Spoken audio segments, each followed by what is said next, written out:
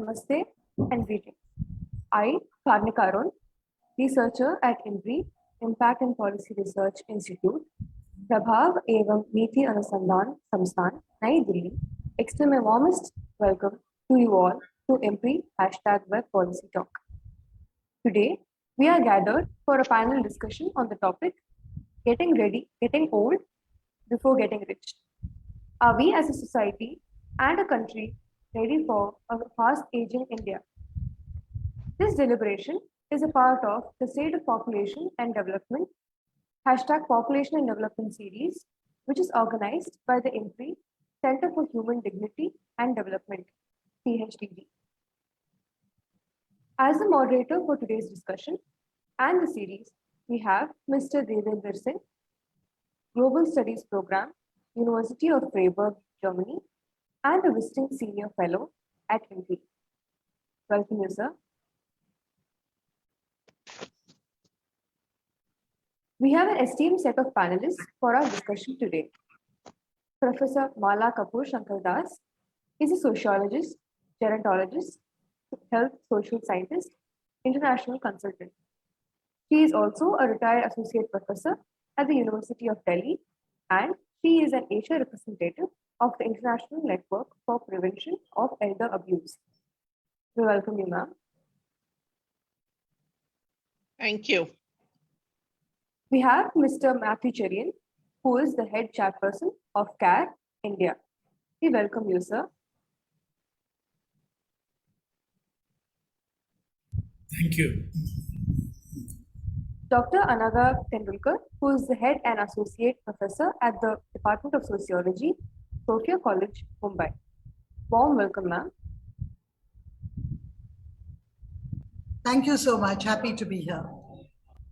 We have Mr. Venkatesh Srinivasan, a public health and development professional, and who had previously worked with the United Nations Population Fund.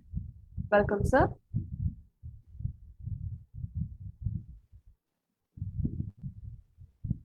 Professor T.V. Shekhar is the professor and the head of the Department of Family and Generations at the head of Center for Aging Studies at the International Institute of Population Sciences, Mumbai. We welcome you, sir.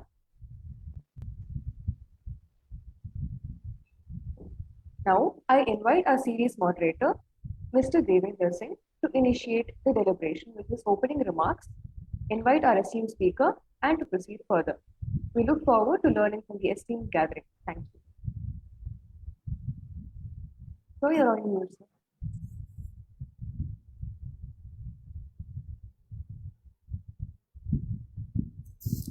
Thank you very much, Kanika.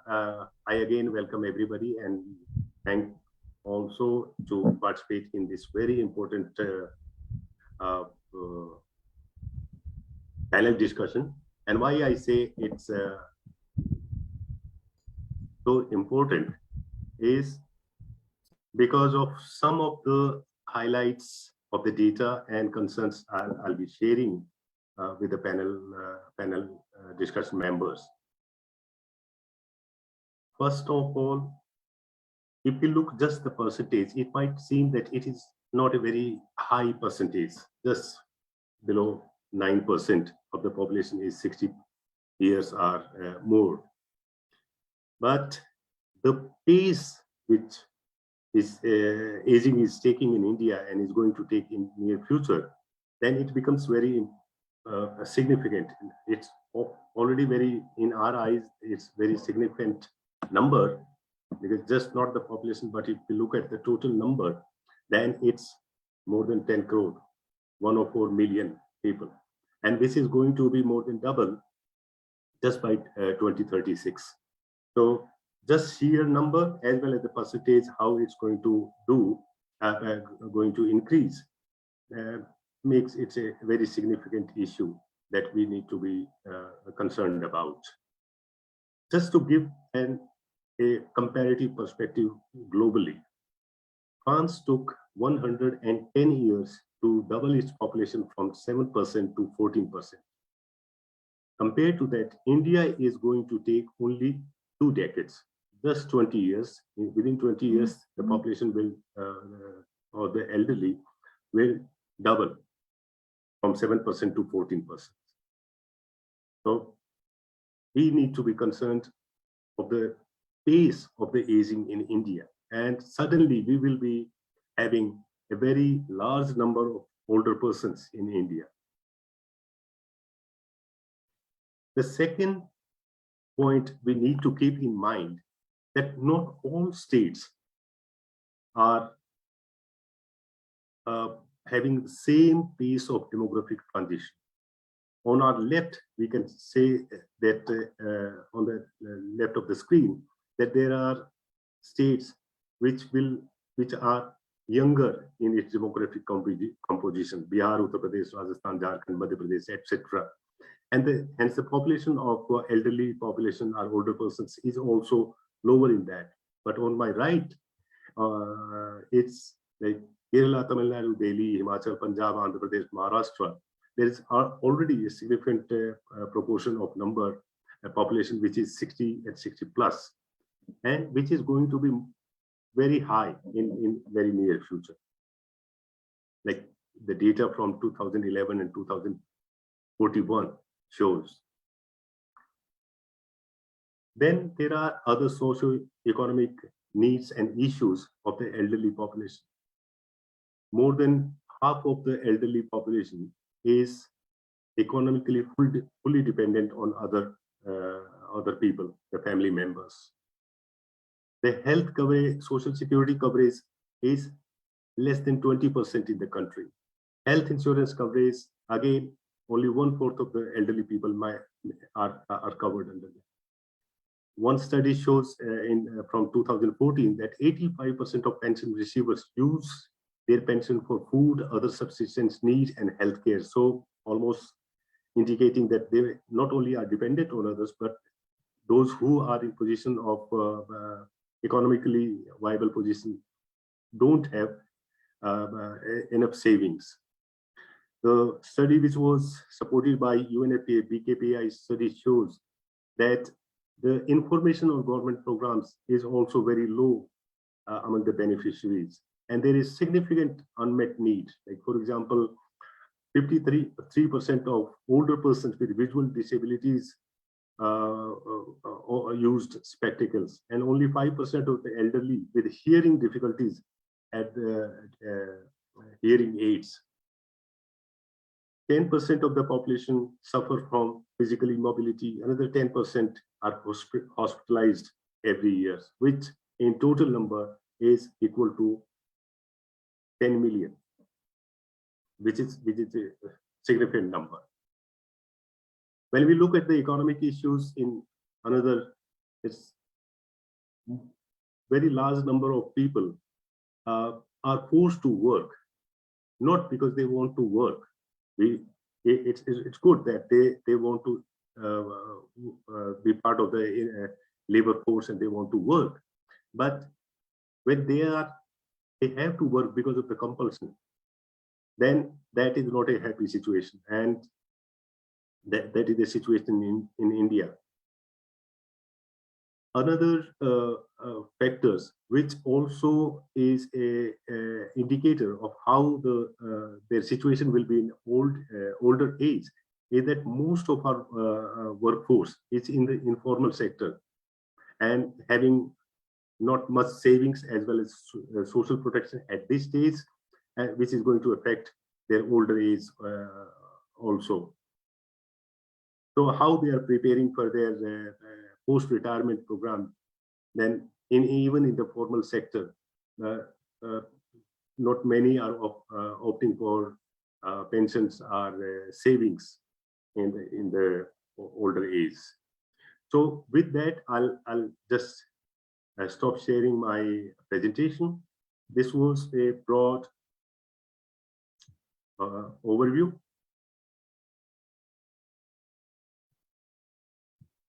And with that, to have more up-to-date recent data, I'll invite Professor Shaker to present some of the findings from last year and other surveys.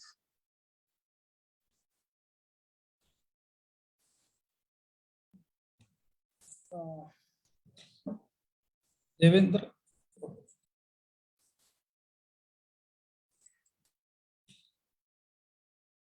My PPT is visible now? Yes. Yes, you can go first. Yes, yes. Okay. Thank you, Dr. Devender Singh and IMPRI for this opportunity to discuss the India's elderly socio-economic and health conditions. And I will be mainly using the recent data from the longitudinal aging study in India, LASI. For the first time, LASI provides a nationally representative data, including state representative data for all the states and union territories on the social, economic health, including the mental health dimensions of the elderly. As Dr. Devender Singh already mentioned, we are experiencing a rapid population aging transition. And if we go by the present trend, by 2050, India will have around 20% of our population as senior citizens or elderly. That is approximately around 320 million people in our country. So this is going to be a big challenge. And we don't have any much nationally representative data set available in our country.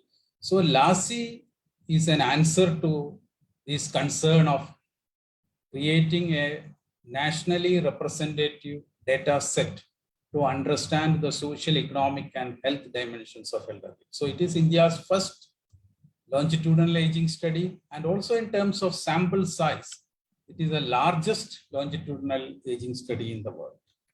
So LASI is undertaken by the International Institute for Population Sciences in collaboration with Harvard School of Public Health and University of Southern California.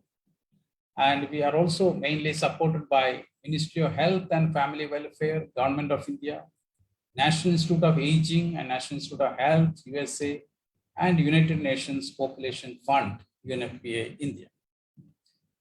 Now, with LASI, we are entering an elite club of health and retirement studies. There are similar studies done in many countries, starting with the health and retirement study of USA to many other countries. Around 41 countries have similar studies. So LASI is designed in tune with the methodology, the survey instruments, protocol, similar surveys across the world. So LASI provides not only an opportunity to compare across Indian states, but also across countries and across cultures. So that is one important dimension of the LASI. Now, mainly it covers 4 subject domains. One important part is the health, which provides the disease burden and risk factors, not only the self-reported health condition, but also we using a range of biomarkers. We are also doing the test and collecting the data through health examination. We have a lot of information about healthcare, health financing, health expenditure, and related issues. At the social front, family, social network, caregiving, elder abuse, social welfare programs, coverage, many things.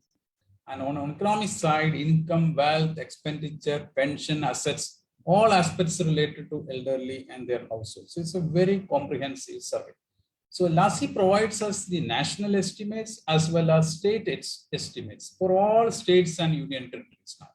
So LASI households are the selected households, anybody above 45 and above were interviewed, including their spouses irrespective of their age. So we have around 73,000 individuals aged 45 and above in our LASI sample, which includes 31,000 senior citizens of that. So the idea is to follow this 72,000 individuals for next 25 years. The first wave was carried out in 2017 and 18. Now we are in the process of launching the second wave in 22-23, and this will continue. Now let me, due to shortage of time, let me give you some important findings emerging from the LASI. Dr. Devender already mentioned about the work participation of the elderly. We found that around 36% of the senior citizens are working. It's not that they want to work, they are forced to work to support their family and support themselves and their families. The work participation is much higher in the rural areas and, as usual, much higher among the male elderly. If we go look at the living arrangements, still 90%, more than 90% of our elderly are living with their families, with their spouse, children, and close family members. But we found that 6% of elderly are living alone. And if you look at the elderly woman, that is around 9%. And in some of the states like Tamil Nadu and Kerala, this proportion is much, much higher. And when lastly, we asked a question whether they have any plan or intention to change their living arrangements in future. Around 5% of elderly expressed their intention to change their living arrangements in future. It is in a way an indication of that they are not very comfortable or happy with the current living arrangements. Now, we also asked a question about the financial support received and provided by elderly during the last 1 year. This is from outside other than the household in which they are living. We found that 15% of the elderly received financial support from other family members. And more interestingly, 6% of the elderly provided financial help to other family members. And that is also an indication that against the general impression that elderly and are a major burden or liability, but 6% of elderly are contributing financially to other family members to support them. Now, as far as utilization of various schemes and other things, we found that the two important schemes, one is the old age pension scheme, what we call Indira Gandhi National Old Age Pension Scheme, and also the widow pension scheme.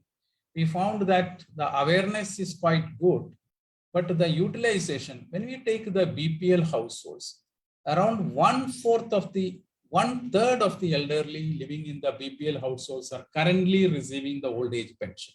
Of course, the pension amount varies from state to state, from 400 rupees to 2,500 in some states, monthly pension. Similarly, the widow pension also, 1/4 of the widows coming from the BPL households are currently the beneficiaries of widow pension.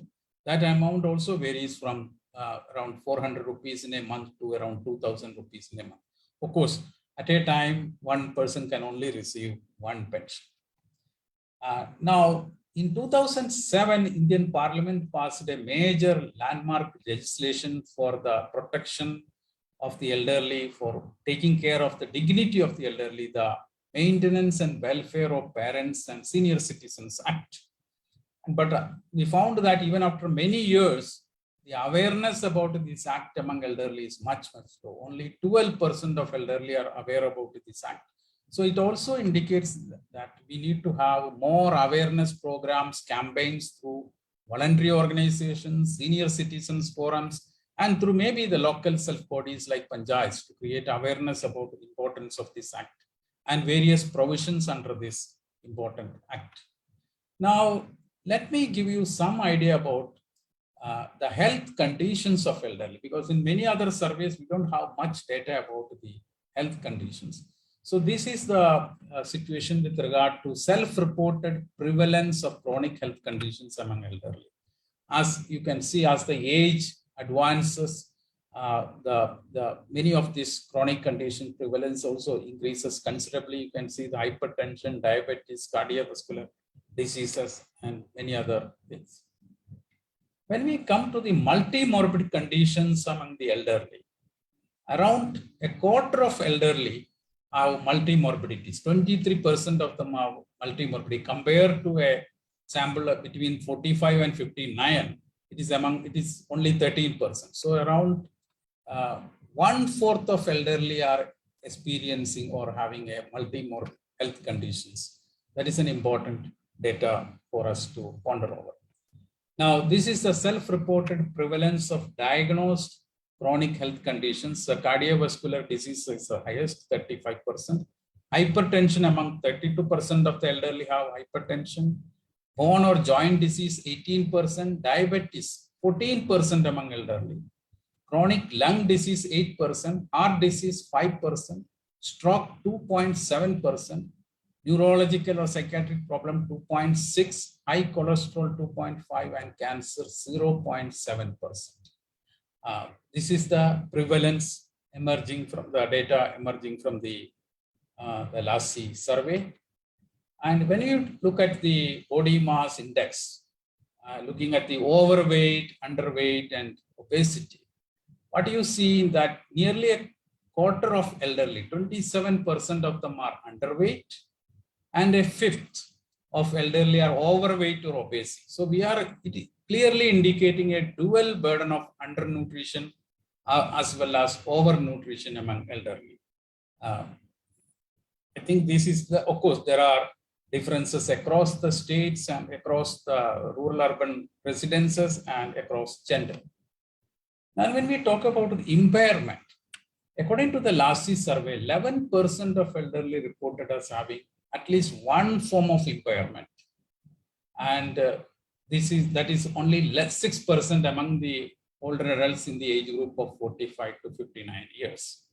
So among the elderly, the locomotor disability is much higher, and followed by visual impairment and mental impairment. Now, LASI also collected data about the activities of daily living and the instrumental activities of daily living. And we found that 14% of the elderly reported having 2 or more ADL limitation. They are not able to manage on their own the basic regular activities like taking food or having a bath or using toilets and other things. 14% of elderly are having problems. And when you come to IADL, it is much, much higher. 37% of elderly reported having at least 2 IADL limitations. So this also clearly shows that the need for assistance and many other support and caregiving also going to increase considerably in our country. Now, coming to the mental health issues, this is one area where we have very little data, very little information. And particularly among the elderly, the mental health issues are generally ignored or neglected. That is the case in the rural area. Even family members try to keep it as a secret. We found that around 8% of elderly are having probable major depressions. That is what our data shows. And it is much higher in the rural areas, and it is also higher among the women elderly. So this is one area in which I think we need to focus a lot. By and large, we have ignored this dimension of mental health among elderly, and LASI provides very good information about the issues related to mental health. I think due to shortage of time, I'm not going much into that. But when we talk about all these health conditions, we know that with the advancing ages, life expectancy is increasing, health conditions are deteriorating. We need to spend a lot of money on healthcare, health financing, health expenditure. But according to our survey, only 18% of the elderly have any form of health insurance. So it is going to be a big challenge for the households to fund the health treatment, health finance, and the society as well as the government in the coming years to meet the health expenditure of the elderly citizens in our country. I will stop here. The LASI India report and the fact sheets for all the states and union territories are available on IAPS website.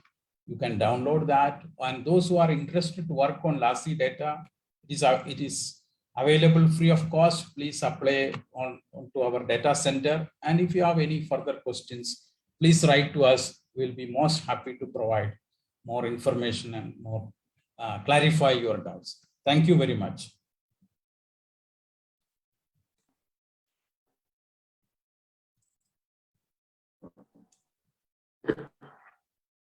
Thank you, Professor Shekhar. Very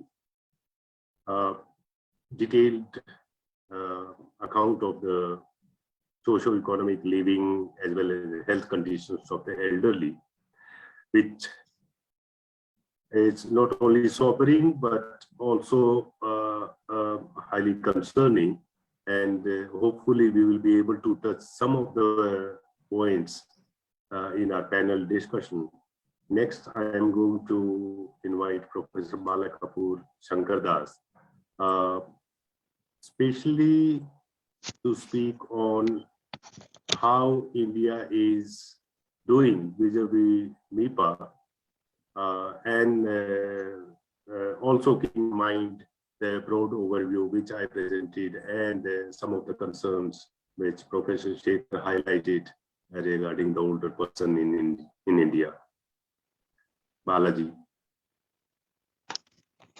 Thank you very much. Good afternoon, dear panelists, colleagues, and friends. At the outset, thanks to IMPRI for organizing this event on the field of aging, which is very close to my heart. So therefore, I'm very pleased to be part of this web talk, which is focusing on a pertinent issue. Are we as a society and a country ready for a fast aging India?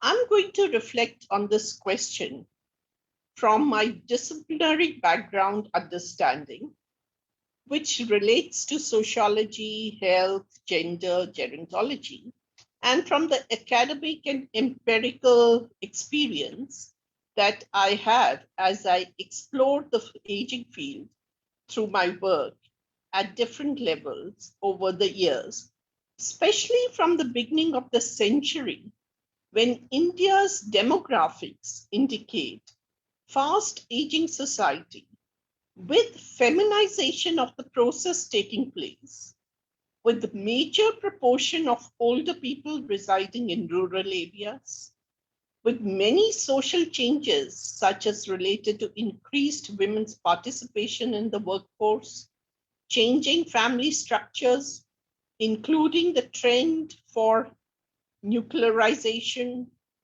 and evolving aged care practices and challenges impacting our Indian society, along with migration, urbanization, and technological development processes, to name a few emerging trends.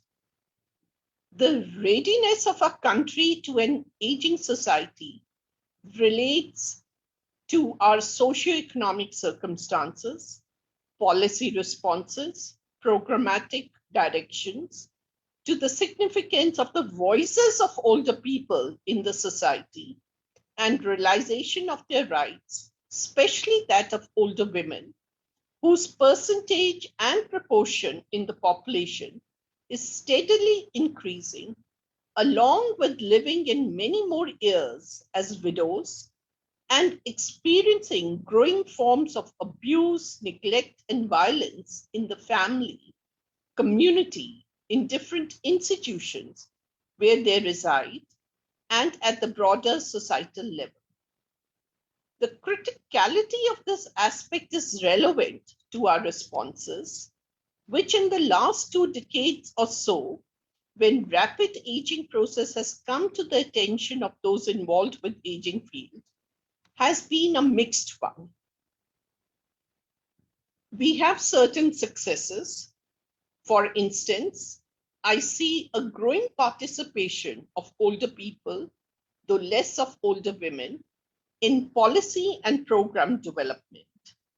The increase in number of older people's associations all over the country, and they are taking up many projects for the well-being of their segment of the population, is a testimony to the growing visibility of older persons' participation at the societal level. In addition, these associations, who also have identity as federations, are bringing focus to the rights-based approach for addressing their needs. Further, I would like to state that definitely at certain levels, India has responded well and is making steady progress in addressing many emerging concerns of an aging society. Thus, for instance, I mentioned, based on my situational analysis, that over the years, the government, civil society, academic and research community has focused on developing health and social care services for the aging population, though not so much for catering to the special needs of older women.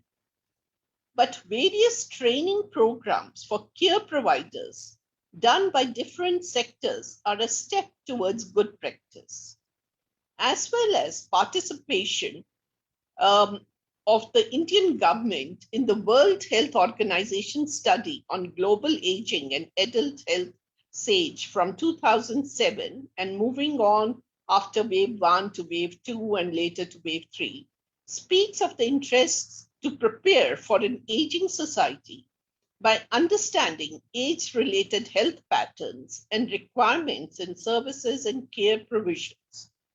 Similarly, LASI, of which we heard Shekhar point out many aspects, is a progressive step towards preparing the country for its aging reality by understanding the various dimensions of the impacts and what is available on the ground reality. But nonetheless, if we overlook these few initiatives and focus on broader national preparedness towards an aging society, then a thoughtful and rational assessment of implementation of MIPA, which is the Madrid International Plan of Action on Aging, in the country suggests that there has been limited planned action for meeting income security and health needs of older people, and in particular from a gender perspective. Since last few months, I have been part of UN meetings and initiatives on review of implementation of MIPA as we observe its 20th anniversary. And speaking for India, we definitely need better provisions and organized delivery of care mechanisms, especially by taking into account the needs for long-term care, home care, social security benefits, addressing elder abuse, which is spreading in all parts of the country and in all kinds of settings.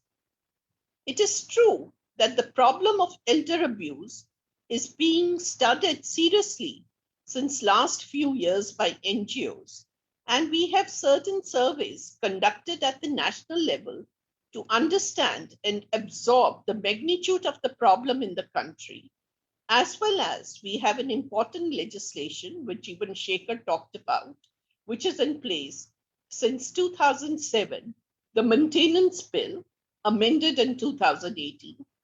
But this is only taking care of a limited aspect of the problem, mainly getting recourse on provision of economic support to the abused older person without catering at the family level in providing emotional security, quality care, which is an essential component of unmet needs of older people, especially when faced with various chronic illnesses and disabilities.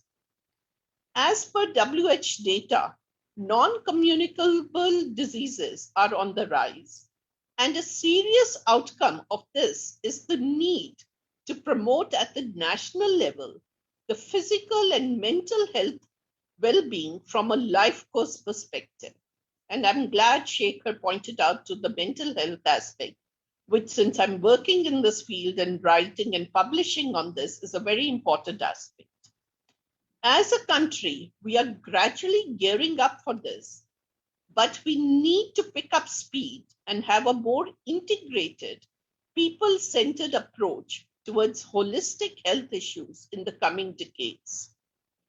Our health policy, with emphasis on mental health provisions, has to be more age and gender inclusive. Demographic analysis projects a rapid rise in 80+ population by 2050, whose requirements for assisted living, dementia care, home and community care facilities will be immense, especially when many scientific studies indicate compression of morbidity in the last few years of life. At our current life expectancy rate, the oldest age groups are the most vulnerable for lack of social and health care. Within the next less than 30 years, Indian government must have an immediate policy response to its aging population with training for geriatric health workers at the professional, skilled and semi-skilled levels, and building health systems and social services that support all people to live long, healthy, productive lives. Here, it is imperative that we focus on strengthening social security measures.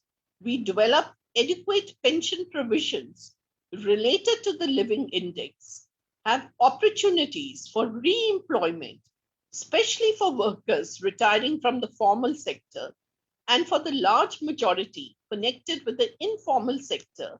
We must have better job protection means, age-related skill development facilities, provision for microcredit, etc. Many in our country continue working in extreme old age due to compulsions.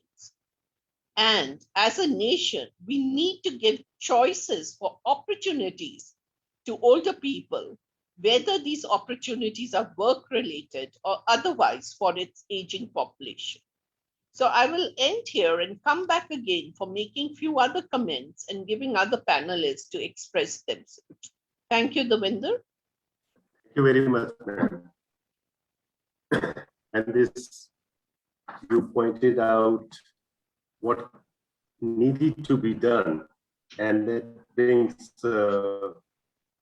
especially you mentioned that training of the geriatrical care, the professionals, strengthening social security, and this is the best time to bring in Dr. Tendulkar here to listen to what are the current debates going on in the sociology of aging, as well as the issue of social inequality, especially in the gerontology and in the geriatric care.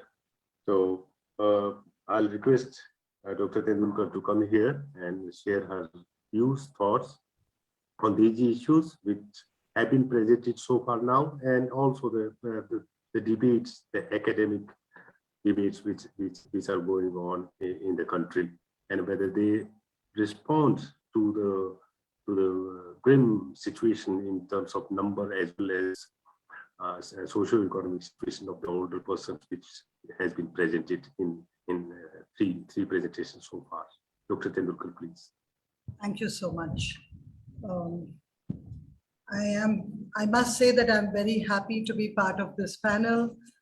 Thank you, Devender Singh ji, for calling upon me and allowing me to talk about the area that I'm associated with. I must say that I've been teaching at UG level for many years now, and that gives me a kind of an understanding about what's happening in academia with regard to senior citizens and their problems, etc. I am going to be keeping it to 10 minutes, like I'm told. But in those 10 minutes, I'm going to talk about three important areas very quickly. The first one being, I want to position sociology of aging in academia and understand whether that position is conducive for the map that we are looking at right now for India, in particular, in a global kind of setup. The second point is going to be to look at the issues of inequality, whether they are helpful for institutionalization of sociology of aging. And I'll explain why I'm calling it sociology of aging. Point number two. And point number three, I'm going to comment on the trajectories of community of Indian senior citizens. Where are we going with it? So very, very quickly, I must say that in the first point, I'm going to marry the young population with the problem of aging and understand it. In the second one, I'm going to look at the middle-aged population and how we are looking at aging. And in the third one, I'm going to look at what is the future and what are senior citizens doing right now with regard to the problem of sociology of aging. And I start. So the first one that I want to take up very quickly is when we say that we are academicians, when we say that we are in the field of teaching and learning, we actually operate with three important objectives. The first one being, we try to create, we try to generate, we try to accumulate data that is objective, data that is reliable, information that is good, that we can give to the next generation and say, this is your path. So the second one being that we try to disseminate information that we already have. And the third one that we do is we try to check what is the efficacy of our acquired wisdom. So I'm going to comment on all three when I talk about academics and the debates that go with it.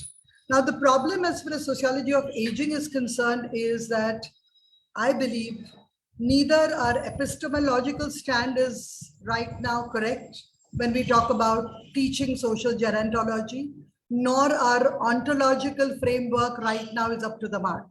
So if we are going to be checking how prepared, how ready academic disciplines are to understand problems of aging, I am going to be saying that we can fail miserably, the academic disciplines, because we have really not looked at the whole scenario of fast aging societies scientifically. We have failed to teach our students what it's all about. And let me therefore say that when I say epistemological stand is incorrect and ontological map is not adequate, it has resulted in several of the problematic situations. The first one being complete conceptual, lack of complete conceptual clarity.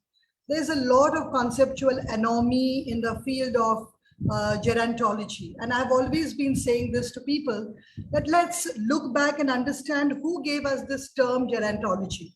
And it was a zoologist, it was a microbiologist who gave us the first ever term when we used it the first time, gerontology, with a complete understanding that you are studying a man, old man. Take it as an old human being, right? Now, when a zoologist is proposing something like this, we know the trajectory of this kind of study completely well. Then in 1950s, when we started talking about social gerontology, I could see, when you're reading, you see that a lot of sociologists, demographers, economists started jumping into it to understand it. But the lenses, unfortunately, continued to be the lenses of, please understand when I say this, of pure scientist, of a zoologist, of a microbiologist. So what has happened is that even now when we teach students, even now when we attempt to explain things, we are talking even now more about either geriatrics and gerontology, but we aren't talking about social gerontology so much or sociology of aging so much. So on that front, I must say that when we ask ourselves the question, is our society ready? I will go with what Professor Mala ma'am said, that there are some positive things that we can pat our back for, but otherwise we aren't really doing good. As an academician, I must say, we aren't happy about it. Besides conceptual anomie, I have seen a lot of problem with the theoretical construct. So a lot of theories are happening at a macro level, which is fantastic. I mean, there's nothing wrong in it. But when we are doing macro level theories, you are generalizing quite a lot without even understanding that India is not a situation where you generalize so quickly. If you are generalizing on the basis of urban, we know that in the urban areas, there are a lot of rural clusters. And if you are generalizing on the basis of rural, we know that within the rural area, there are tribal slots and there are urban slots as well. So the problem has been that we have started looking at aging as a unifier. We have forgotten that aging is a universal process, but it's not a unifying process. You know, aging is a processed feeling. It's a processed experience. And it changes with the different criteria that you use. And this is where I will embark talking about. Now, that's the second point that I'm coming to. See, when we talk about social inequality as far as Indian society is concerned, I will say that aging by itself is a variable. And we have accepted that. Most of us have accepted this. Now, when I say a variable, I'll take one example. When you talk about a social class of the old person, the social class to which a person belongs to would have an impact on his life expectancy,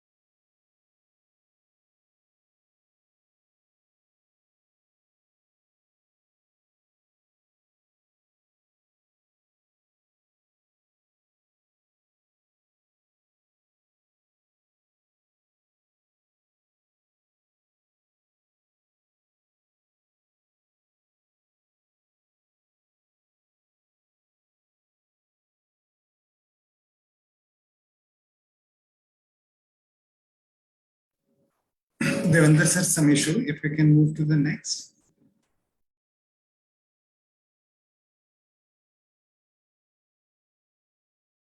I was thinking whether it was my connection or Dr. Tendulkar's. Yeah, ma'am has dropped out. I'll try to reconnect with her. Oh, okay. Sure. Then we will continue the same, maybe a little sidetrack, not talking so in terms of academics, but more of the ground level realities of the older person, as well as the actions undertaken by different level of organizations and different levels of the government. So, I invite Dr. Cherian to share his views. Anagha ma'am is back. Ma'am, can you hear us? I can hear you, but my problem is that I'm on a phone. If you're okay with that, and if It's you not- can see me, I'll go ahead. It's working Yes, fine. Please go ahead. Thank you, and I'm sorry for that disruption that was beyond my control. I'll take another 5 minutes, therefore. So I was on the trip of telling you that basically when we talk about variability, as far as the process of aging is concerned, there's a huge variability in terms of understanding aging and mapping aging, as far as Indian society is concerned. And it worries all of us, I'm sure, about the institutionalization of this aging problem, because we have not documented it correctly even now. I can see a heavy reliance on quantitative studies, which I have always said it's a fantastic thing to happen. I mean, we must know where we are heading with our macro understanding.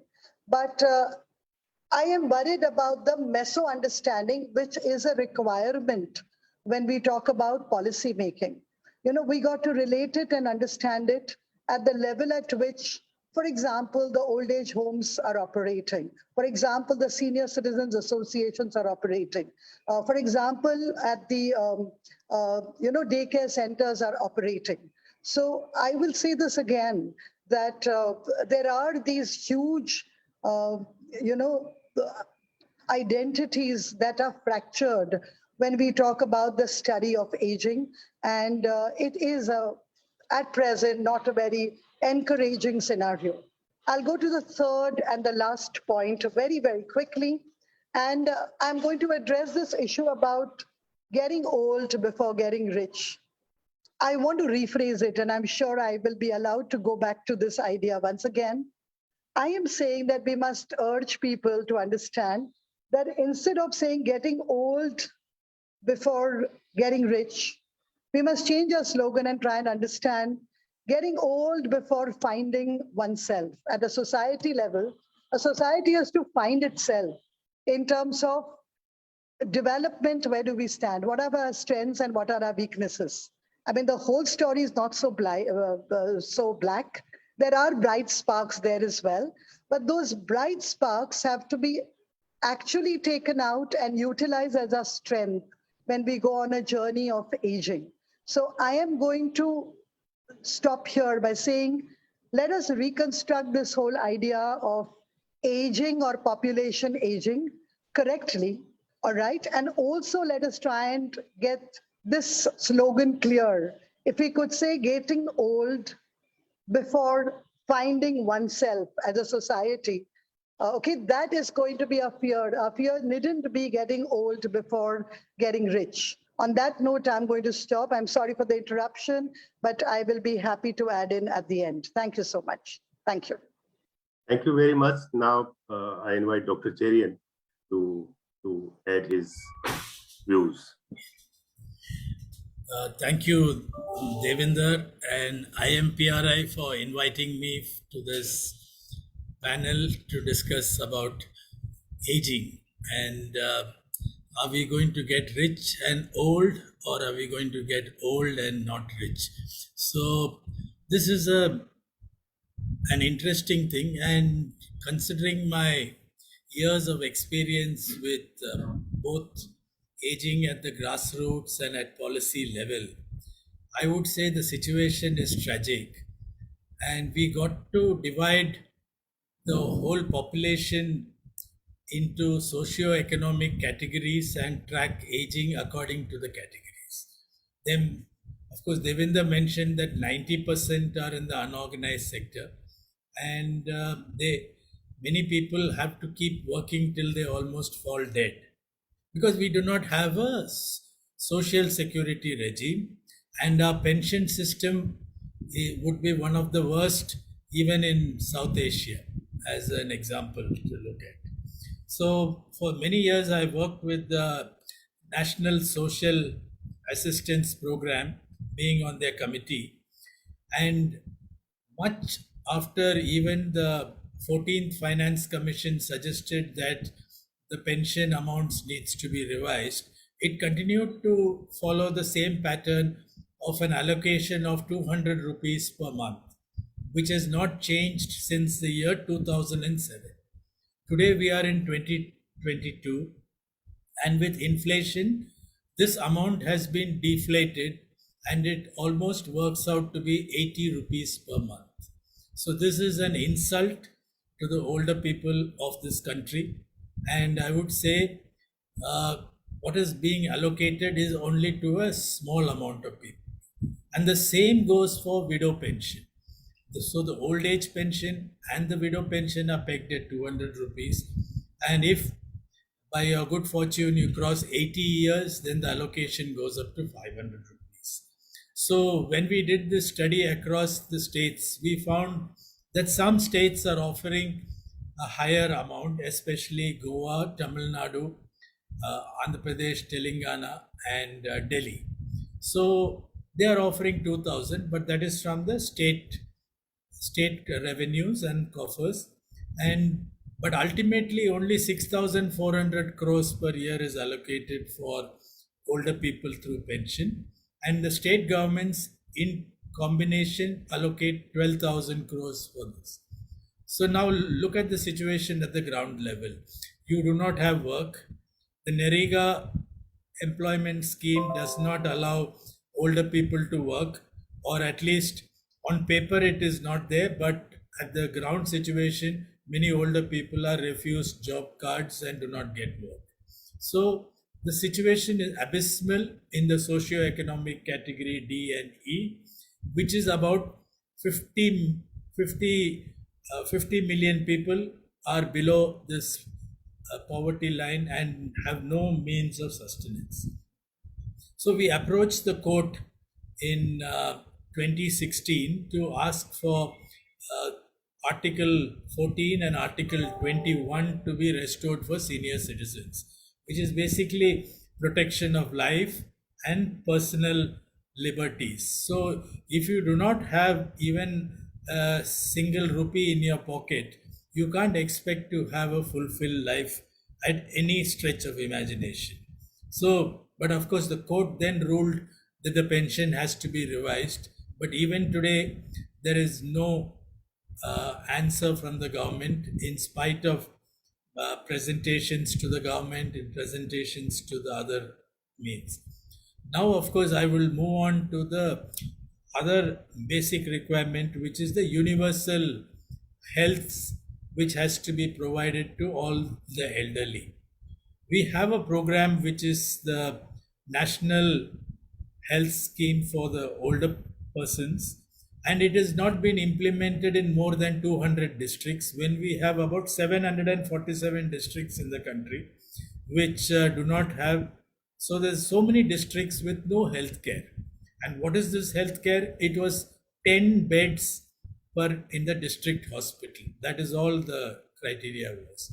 It promised 10 beds. It also promised in the 2007 Act that there would be one old age home in every district of the country. Even today, there are hundreds of districts in this country which do not even have a single old age home. Of course, we are happy that Shekhar provided the statistics that 90% of the elderly are living with the families. That's a good thing. But are they living happily? Is there abuse going on in the family? What is the situation of elder abuse? And in HelpAge, when we studied elder abuse, we, irrespective of rural and urban areas, we felt 1 in 3 older people felt abused in their own homes.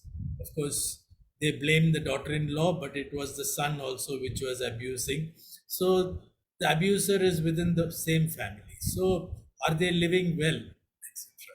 So this is one of the major reasons. Then, of course, we have Prime Minister Modi, who promised a $5 trillion economy. And even after 6 years, the economy is still stuck at $2.7 trillion, whereas China has doubled its GDP, and it's running into almost $18 trillion. So this is how China has been able to provide for its older people. But India is neither growing rich, and at the same time we are growing old. So we are not able to contribute to the pension, nor we are able to contribute even the allocated money to the health, for the geriatric health across the country. And third but not least, there has been a constant fudging of budget data by the ministries, so that the allocation for elderly cannot be tracked.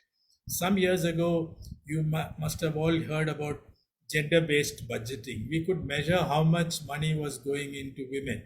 But today we are not able to track how much money goes into elderly care.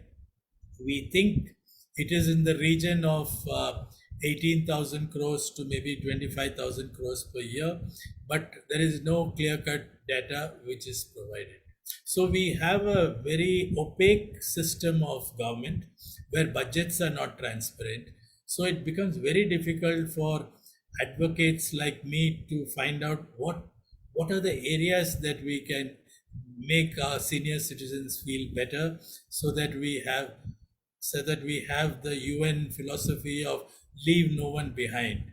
So my philosophy is, if we continue this way, in 2030, we will reach a situation when all the elderly are left behind and nobody else is taken care of. So India may not have become a rich country, but would also become an old country. Thank you.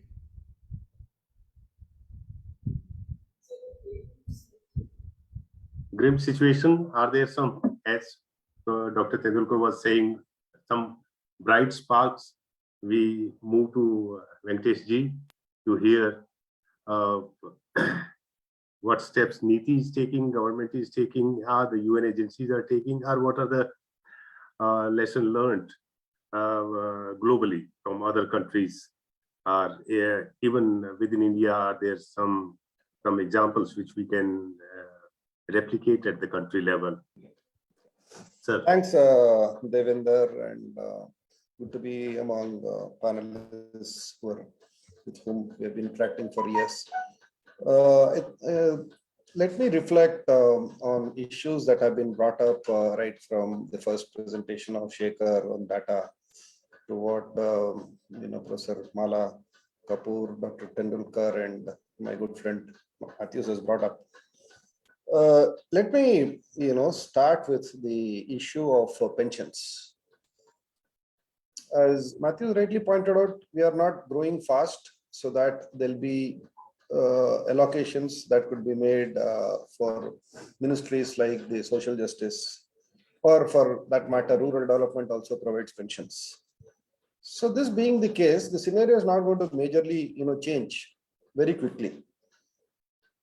Second thing is, I think Devender or Shekhar brought up this issue of people not being in formalized professions. The informal sector in India is very high, or the MSc sector is very large. So I was reading recently, by the way, those all of us from this panel would be interested. There's very interesting research that is coming out from McKinsey Global Global Health Institute or Global Institute. Very interesting, here. So they are talking of similar scenarios as in India, where you don't have where you have a large middle and small enterprise which are operating, which really do not provide for social security for their employees, need for interoperability of benefits and so on. Before the interoperability, I think one basic thing that is being prescribed is that why can't there be pooling of risks, small pooling of risks in the SME sector? Let us say if there is electrical wiring type of work, or some forging type of industry. If there are 10 of them operating, why can't they come together and think of pooling the risks and coming up with insurance scheme? Those are the type of formats that we need to think of. We have been very critical of the pensions that are being provided, absolutely measly amounts, not sufficient. This scenario is not going to majorly change in my view, because as Mathew said, that we are not growing economically fast to provide for higher allocations. There can be certain reorganization of budgets, which is possible and should be done, but nothing majorly is going to happen. So this type of things should be considered, and the government should promote. Like if I remember, Seva Ahmedabad had an insurance for health, for I think life insurance, and which they had provided for their members. So something similar which can be known. The schemes, as Shekhar was saying, is not known. Studies of UNFP also said that earlier. Whatever government schemes are there, it's not known. So these type of small pooling and coming up with these schemes can ensure that everyone becomes a member and people benefit. I can give you very practical examples. There is there are this people who are working in homes, and I keep asking them, have you enrolled for the PM Vriddha Yojana? What is that? PM whatever that scheme is. So for less than 40 years, you can remember. No one hasn't really thought of it.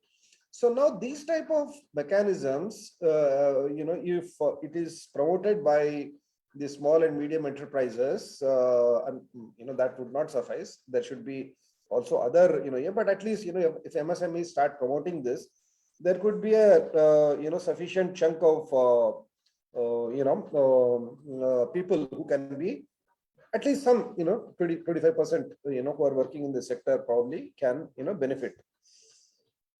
The second point, a lot of things have been said, but let me allude to those issues which in fact I was expecting Mathew maybe later you should talk about a scheme of the Ministry of Social Justice.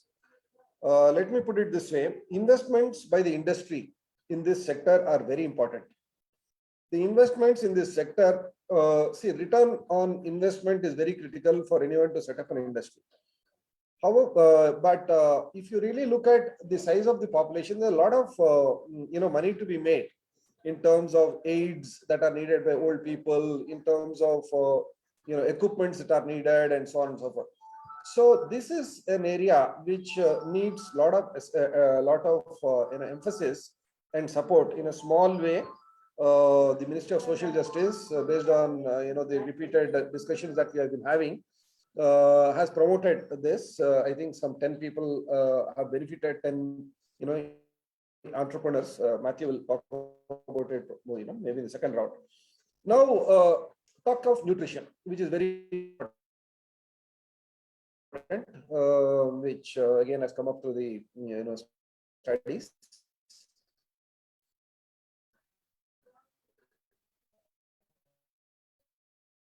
The government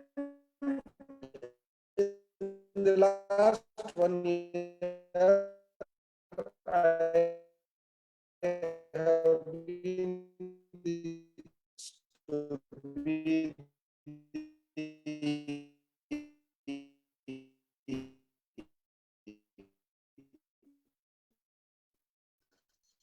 people who this has been stalled. I hope. I have two more points. I'll talk of the political priorities and the focus on health. Focus on health.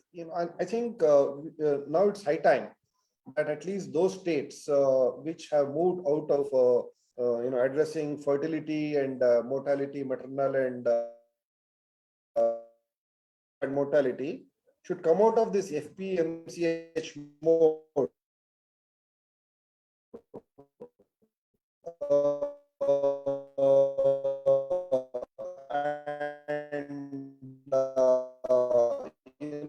Disease management mode. And here you need to be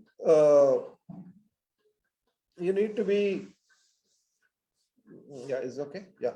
We need to have our health system talk and promote, good healthy practices and so on, for which it is not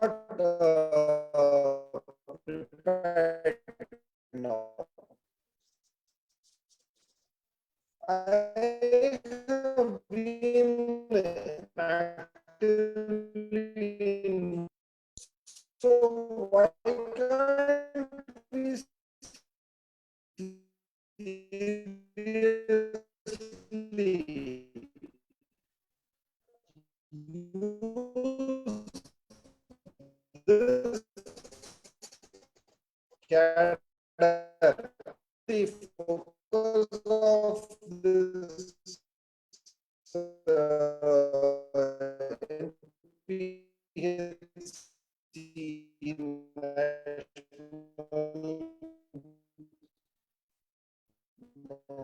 program for the healthcare of the elderly.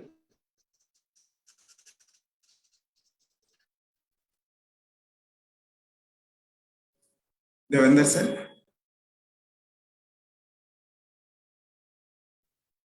Hello. Yes, sir. Connection related issue again. So over to you. Yeah, I'm sitting so far, so I generally think that it's only happening because of my connection.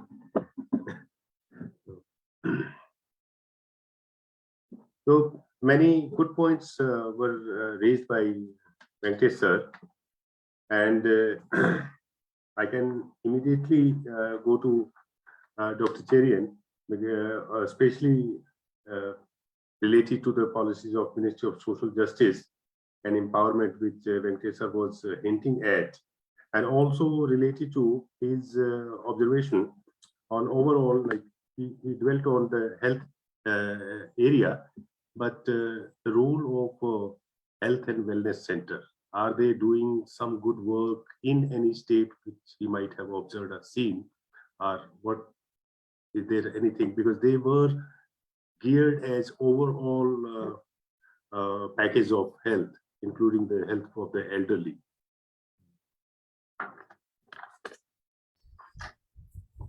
Yeah, there are schemes like the health and wellness centers, but there is not uniform functioning across the country.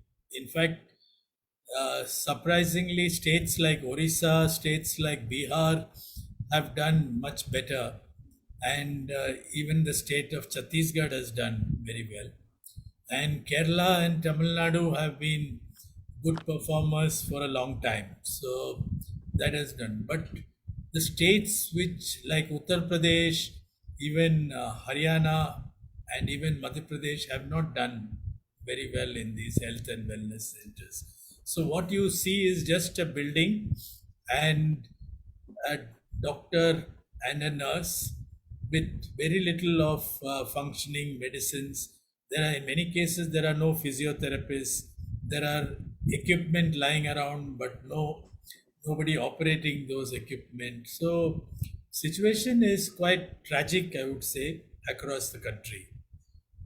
I see Venkatesh is back, and Venkatesh was talking. Ministry of Social Justice under the Secretary, Mr. Subramanian, had devised a few schemes. I will tell you the background to these schemes. Actually, many old people died and their funds were lying with the Ministry of Finance. And this amounts to a little upwards than 10,000 crores. So the Ministry of Social Justice tried to use these funds and have created a startup fund. They've also tried to finance a helpline in about all the states. And they've also tried to develop a portal called Sacred, which is for re-employment of senior citizens. So, and also a self-help group scheme for elders, which of course UNFPA, Devender, when you were there and all, we have documented the elder self-help groups. And they have started a scheme which is across many states and direct support from the Ministry of Social Justice. Because when you don't have employment opportunities, then elder self-help groups is a form of sustenance for many older people. So some schemes have been put into place, and the startups have been more in the area of technology and tech-related applications for mobility and fall prevention and for other areas. But I would still say it's early days to see whether all these schemes will fructify and provide but I would still like to insist that pension and social security would be a major requirement for older people if they have to survive, and if the UN phrase of leave no one behind become a reality. So I'll stop here. Maybe we lost Venkatesh unless he. Sorry. Yeah, I don't know. I was on the call on Zoom all throughout, hearing you all, but then it came to my turn, I got dropped. Yeah, I'm not using the video, so let me continue. So this, portion key, unfortunately, you couldn't, take off. See, then I was talking about the health aspects, the positioning of the entire, health system towards the elderly. Am I audible? Yes. Okay. The positioning of the health systems toward the elderly will have to be on a very different plane altogether. So it's a long discussion. So I'll not get into the specifics.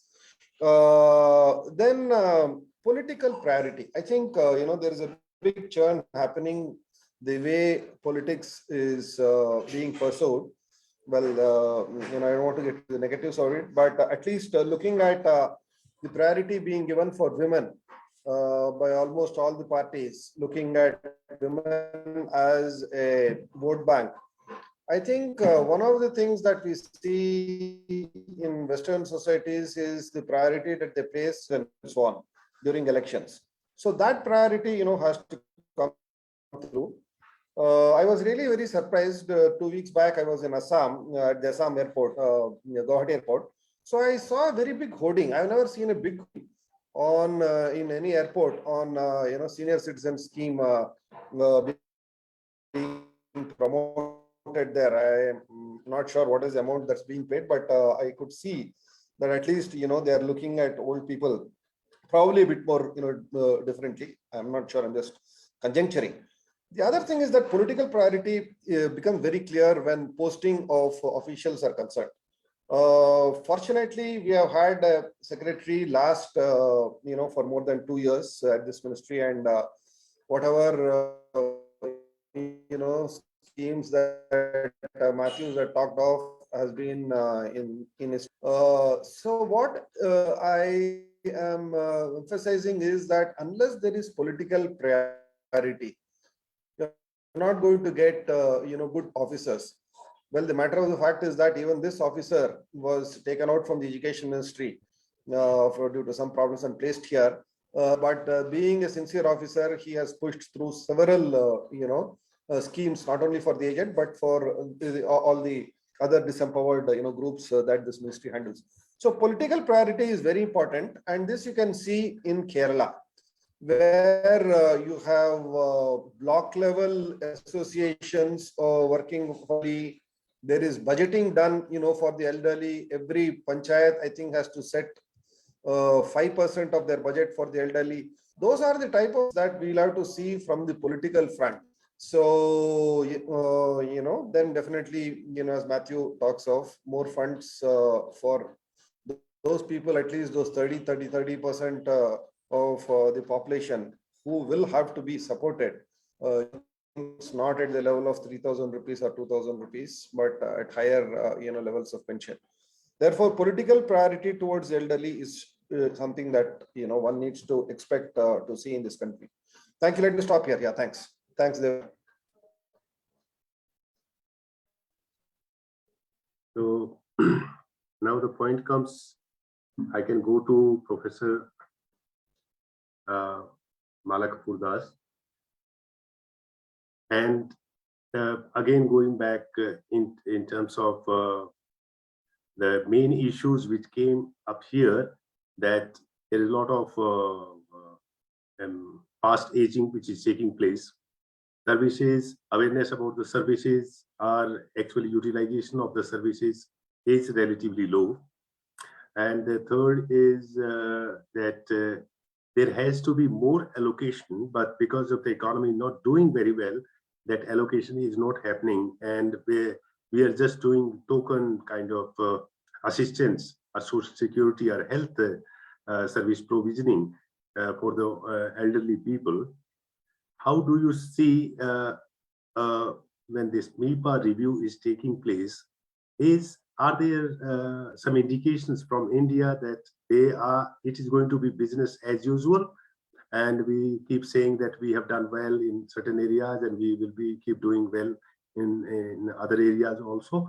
Or there is some rethinking of the whole framework on the aging in India, like one which is coming from Venkatesh sir, that if government is not able to do, can we have some innovative model in terms of startups, or looking in terms of the gray economy, which can fund not only the products and technology, but also economically, where do we stand? What kind of discussions are taking place, and especially what are the hints coming from the government?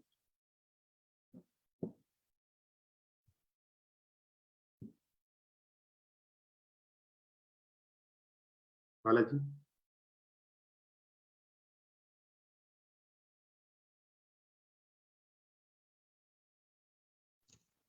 Hello, can you hear me?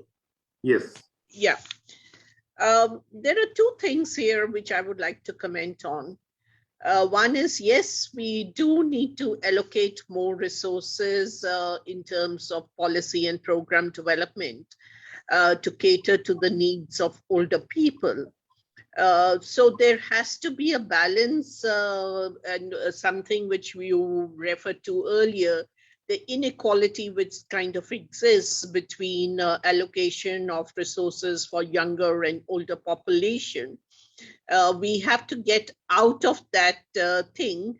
And one way of doing is that if we as a country adopt in all our policies a life course perspective, and that's what MIPA is trying to emphasize, and we are, and it is happening in certain countries. So even in India, we need to do that. And so related to that is the full question of promoting active aging and trying to do programs by keeping the active aging index in mind and scoring on that. So we need to, in the country, to, bring emphasis on active aging, on promoting successful aging, on promoting health and social security, which adds to the fulfillment from a life course perspective. So we need a more of a development orientation rather than a welfare orientation, because when we are looking at a welfare orientation, we are just catering to the needs of basically people below poverty line, and the empowerment which is required gets neglected in terms of just giving them a small pension amount. So we need to empower them, which equips them with employment, with the protection of their rights and so forth, so that they are able to sustain themselves well in society. Until we don't have a society which promotes these kind of things, which empower older people, which help for them to adjust to life, which helps them to age better, which helps them to follow their life with empowering themselves in meeting their needs independently, autonomously, things cannot improve. So as a society, we need to change our full concept of aging, which needs to start from a younger age. And everybody needs, like it's happening in China, it's happening in Thailand. There is a tremendous emphasis that things are in your hand and you try to balance it. And that is where we are finding that we need to reduce the health and social care burden at the family and the community and the societal level. And I think what is behind all this is that we don't have still good data which allows us to kind of assess, how we are evaluating the policies in our countries. I mean, we plan for policies, but there is no monitoring, there is no evaluation of it. We fall short of implementation of things. And as a result, things don't reach the people when it should. And if they don't reach the people, then the benefits of it are not that strong. So I think we need to bring an overall change in our attitude and perspective to how we frame our policies, how we frame our programs, how we stress on implementation of things, and we look at the full concept of aging from a development orientation rather than from a welfare orientation. Thank you. Thank you very much. I think we are now nearing the end time, but I have very quick question to Dr. Tendulkar. So Dr. Tendulkar, now what we see here, that there are three perspectives which are emerging. One is that aging is a state's responsibility and they need to invest more money, or allocations have to be higher. Just now we heard that active aging and putting a lot of things on the elderly people that they like, whether it's through the life cycle approach or through active aging, where UN agencies put many things at the door of the older person, that you start saving for the older age, you start taking care of your health well, so that you are at the old age, you are self-sufficient and you are able to do well. And the third, which we heard from the Venkatesh sir, that there could be an alternative model in terms of grey economy. Very quick thought on these three alternatives which are emerging in our panel discussion. Absolutely. Thank you. And I'll be very, very quick about this. The first one is when you said, sir, that government is becoming a very important, state is becoming a very important stakeholder. Yeah, I totally agree that state will have to invest a lot, but I am saying that the state has to invest a lot in young people who are going closer to senior citizenship. Besides, of course, also empowering the senior citizens. I will take it from Professor Malaji when she said correctly, we have to recast this model all over again. Recasting this model would mean that right now, a lot has been happening about helping senior citizens. But have we ever asked senior citizens what they want? You know, there are many voices that are silenced when we talk about data. And that's what I was referring to. That the whole data generation is about senior citizens. It has to emerge from senior citizens. So that particular, perspective has to change. Just now, like we all know, HelpAge has been saying that 1 out of 3 is abused. Whenever I read that report, I always feel that what about those 2? I mean, we are, of course, focusing on 1 that is abused. But are we certain that the 2, by the very fact that they are senior citizens, are not being abused? And the answer is, we're not too sure about it. Of all those 2 that we are not talking about, if even 1 happens to be a woman, we know completely well that she has not spoken. So what I'm saying is that there are several voices that are silenced. Elder, pauper, we are talking about pension and all of it, but what about senior citizens in informal sector? So there are so many of these situations that we are still unaware of, and we have not heard those voices. There are invisible senior citizens. We have lost them somewhere in policy making. So this whole life course approach, I totally agree with. And we have to debunk anti-aging and get into more healthy aging is something that I am totally saying yes to. Thank you very much. But that's the approach that I think we must take forward. Dr. Cherian, I think you have to go, but before you leave, a very quick question to you regarding the new policy. Is the ministry has come and where we were also part of developing the new policy for the older persons in India. So, do you see any commitment to implementation of that? Are some actions move forward by ministry or by NIST or by INPEA? Anybody on that? Yeah, actually, there has been some movement on the national policy, and Venkatesh also would know that they have started rewriting the national policy, which was drafted in 2011, and that is again been dusted, and they've been trying to recorrect it under the new secretary. But still remains, because they asked me for what should be done for Alzheimer, what should be done for neurodegenerative diseases, for like Parkinson's, etc. Because we don't have any clear policy for these kind of diseases. We have for cancer, of course, we have for 12 diseases as in the health policy, but we don't have for all these kind of what I call as geriatric diseases.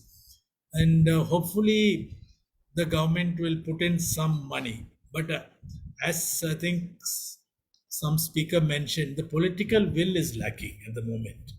Though senior citizens are slowly getting organized, they also feel frustrated that the government is not listening to them. The government is not making any increased allocation, nor are they putting in. They are actually geriatric citizens are. We always mention that they are the last and the lost generation. So that is what is happening. So we all need to put together our efforts and our brains to see that we can advocate better with the government, so that at least a policy would come up. And MIPA 20 years means at least let the government announce the new policy.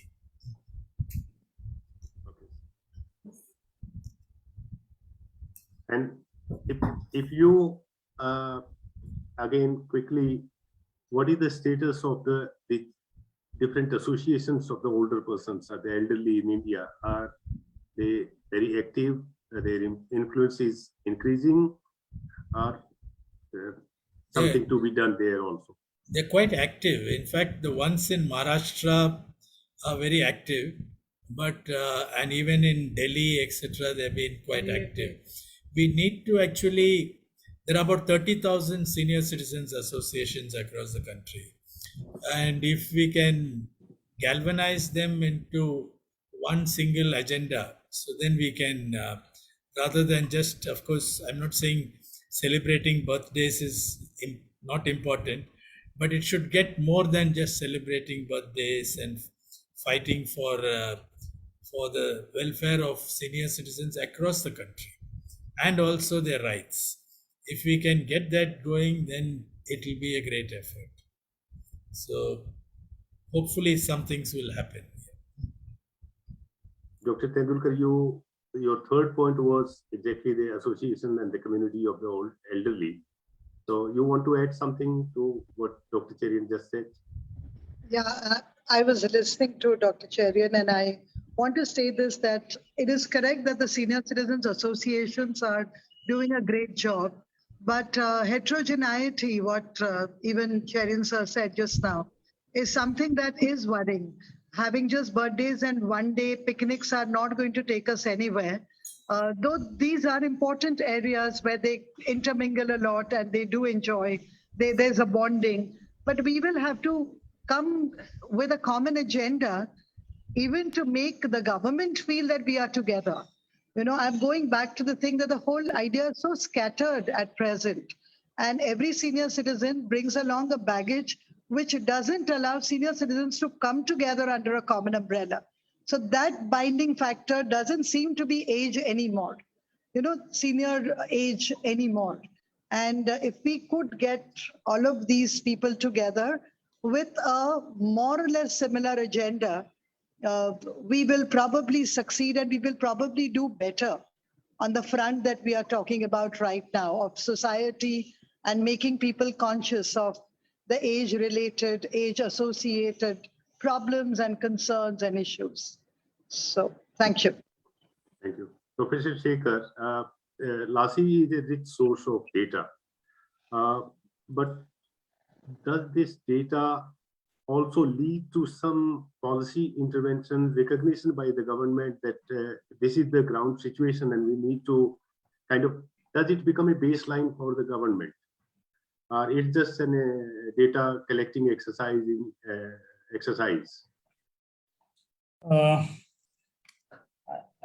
I think LASI received a lot of attention from the government. The fact that government is fully funding the LASI itself is an indication of government is serious in gathering the evidence and data that will help them in the policy making. In fact, LASI is supported under the National Program of Healthcare of Elderly by the Ministry of Health.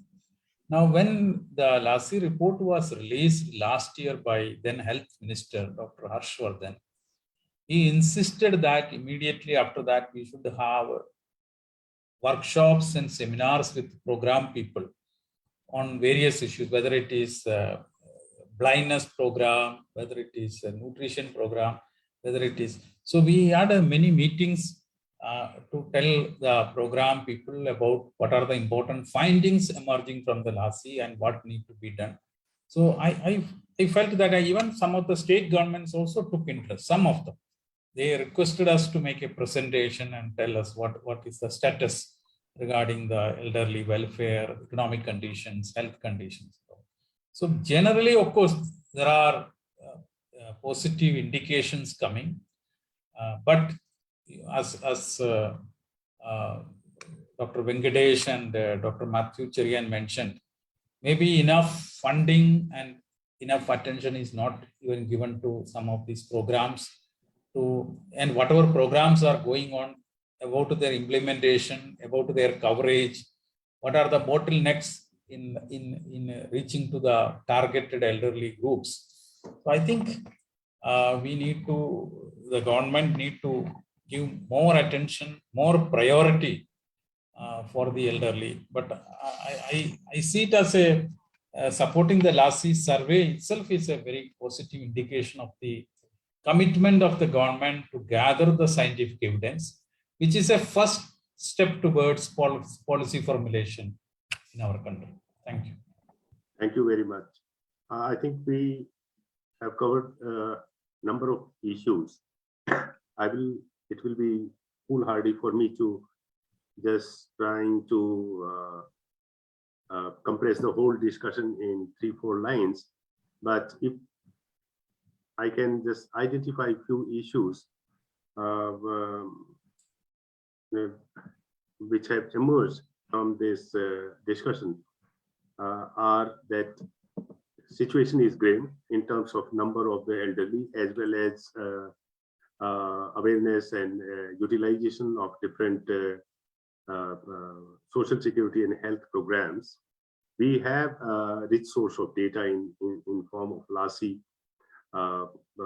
So there is a base which can inform the policies and programs, and MIPA review is coming. That's a good time where we can assess how far we have come in terms of what we committed in the form of MIPA and what next steps we need to take to meet the Sustainable Development Goal of leaving no one behind, especially the most vulnerable population group, which is the older persons. So what we can do for them so that we achieve the Sustainable Development Goal. There are a number of issues, whether it's a pension or health services at the ground level, the allocations which are done by the government, also fragmentation of services both at the ministry level or at the ground level implementation level. Like, for example, while LASI needs to be done by the Ministry of Health and Family Welfare, why not Ministry of Social Justice? How they are working together.